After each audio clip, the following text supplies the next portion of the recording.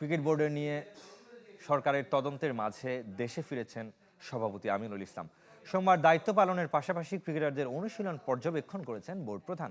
কথা বলেছেন head coach Phil Simmons এবং টেস্ট অধিনায়ক নাজমুল শান্তর সাথে। মিরপুরে টানা তৃতীয় দিন অনুশীলন করেছে ক্রিকেটাররা। নগদ নিয়ে এলো হার না মানা হার অফার। সর্বনিম্ন 10,000 টাকা রেমিটেন্স নগদে পাঠালে থাকছে স্বর্ণের হার জেতার সুযোগ।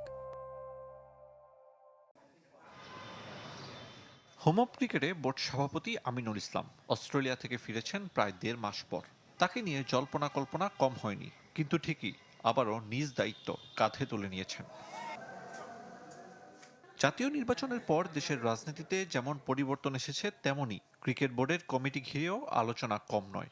বিসিবি নির্বাচনের স্বচ্ছতা যাচাইয়ে তদন্ত কমিটি গঠন করেছে জাতীয় ক্রীড়া পরিষদ।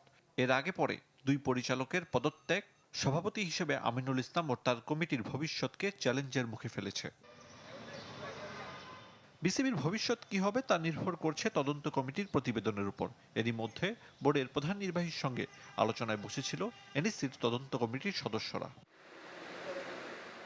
তাই ছুটি কাটিয়ে ফেরা আমিনুল ইসলামকে ক্যামেরার লেন্স খুঁজে বেরিয়েছে। অবশ্য নিজেকে আড়াল রাখেননি বোর্ড প্রধান। হাজির হয়েছিলেন টাইগারদের কন্ডিশনিং ক্যাম্পে। কথা বলেছেন ক্রিকেটার ও কোচিং স্টাফদের সাথে। হেড কোচ ফিল সিমন্সের সাথেও আলোচনা করেছেন অনেকটা সময়। নিউজিল্যান্ড সিরিজ সামনে রেখে জাতীয় দলের প্রস্তুতির খোঁজ নিয়েছেন সভাপতি। 2 পরিচালক নাজবুল আবেদিন ও খালেদ মাসুদ ছিলেন তার সঙ্গী।